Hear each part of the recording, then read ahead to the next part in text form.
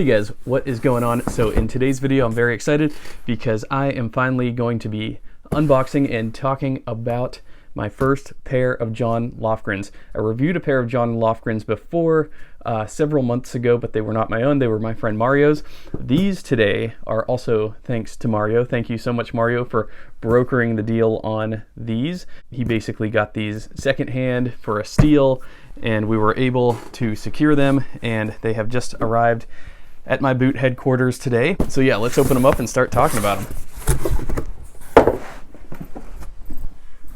So these are real no shit engineer boots. I have another pair of engineer boots in brown oiled Shinki horsehide from Renav Goods, and I believe those are 10 inches, whereas these are the full, I believe, 12 inches. Let's have a look at the boot bags.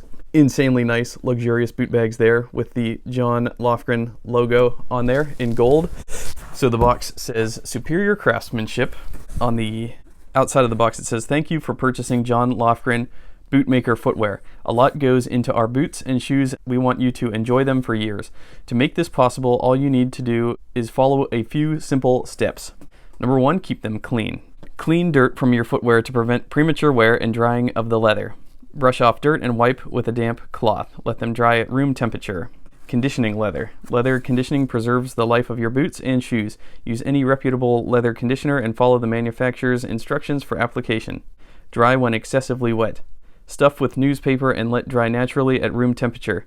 Change newspaper until completely dry. After fully dried conditioning, the leather is recommended.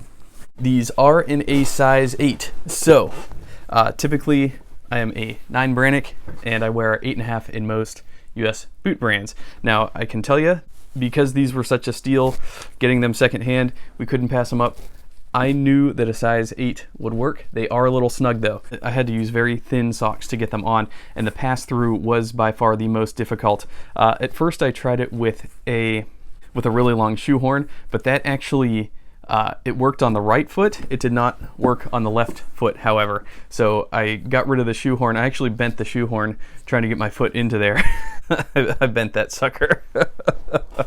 So I instead resorted to just grabbing the sides and pulling, and then my foot got in. Once my foot was in, it's a good fit.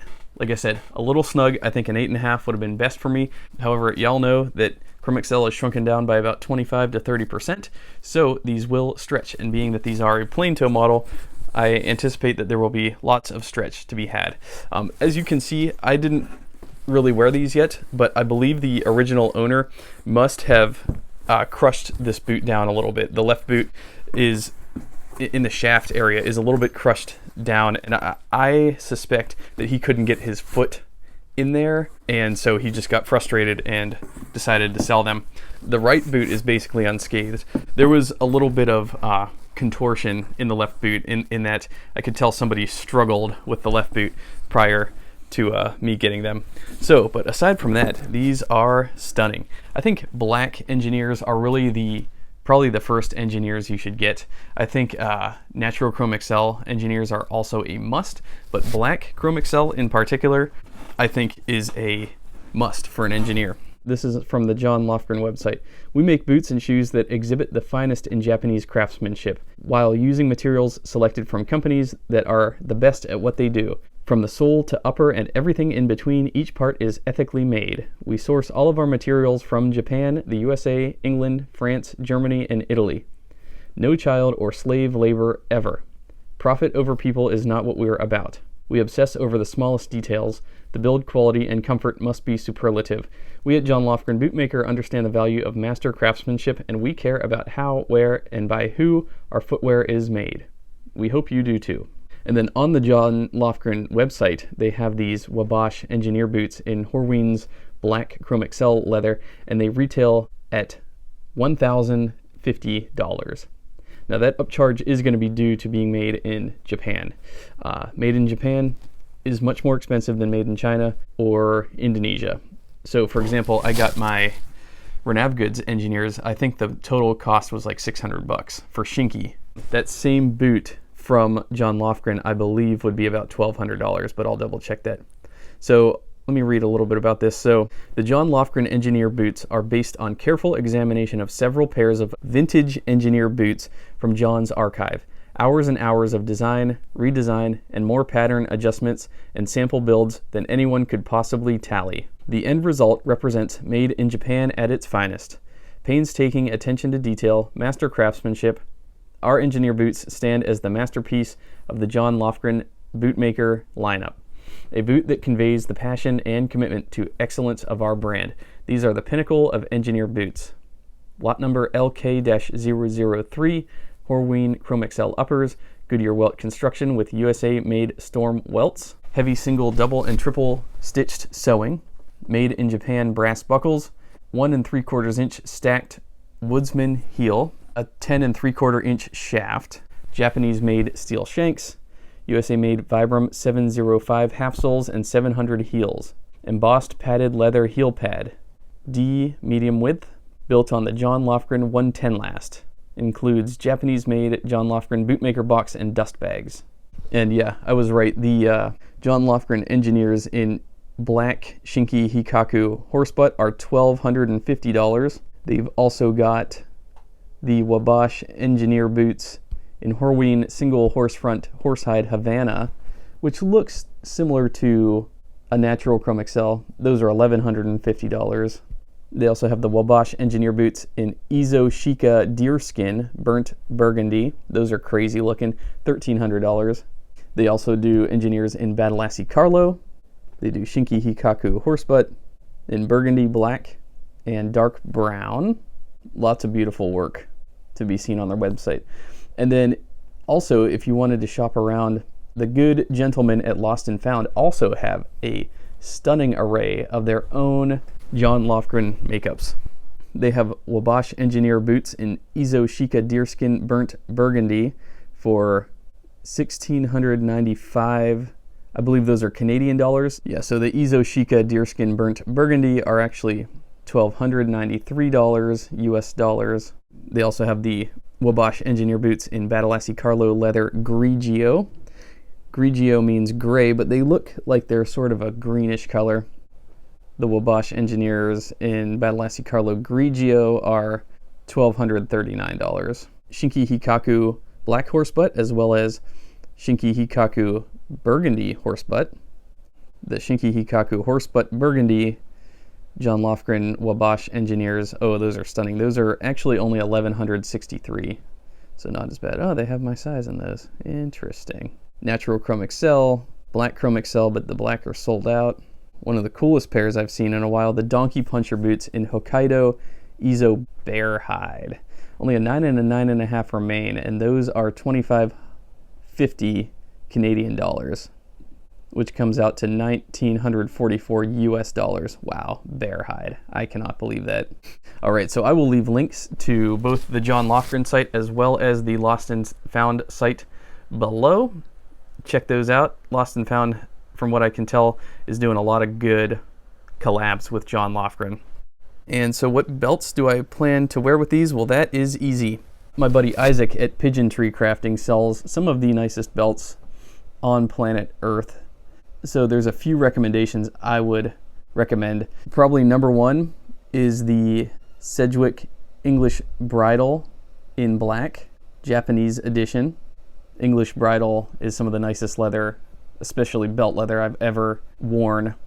Also, the painted black Teacore leather quick release belt would be a phenomenal pairing with black Chromexcel, because this one actually with patina fades to a brown, similar to black Chromexcel if it's not struck through, which this is not struck through, you can tell by the inside.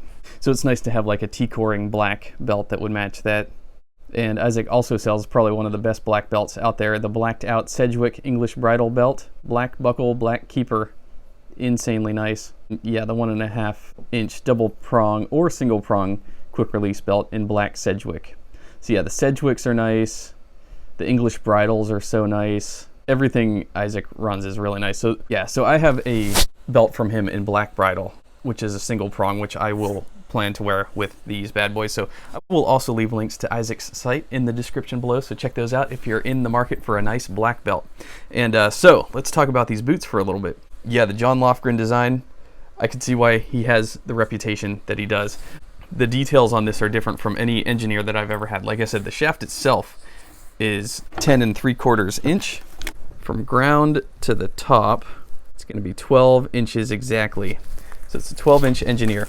It does ride up the shaft of your pants pretty far. What's really cool about this pair in particular is the slant. So on the inner ankle portion, it's raised, whereas the outer ankle portion, it's slanted down, lowered. And so the back is actually higher than the front. That's a really well-balanced look for an engineer. Also, I believe the toe is mostly unstructured, and then the back heel stay is also slightly structured. I could tell there's some structure in there. Very nicely finished Cuban heel, 270-degree storm welt. That's a true storm welt. The stitching is absolutely amazing. The hardware that I use in my backpacks is nicer. It's raw Japanese brass. These buckles are, I don't want to say flimsy looking, but they are lighter weight. And so for that reason, I mean, it's not that big of a deal, but these lighter weight buckles, they feel more like a tin than like a heavy brass. So that's probably on purpose, you know, to make the boot a lighter weight boot.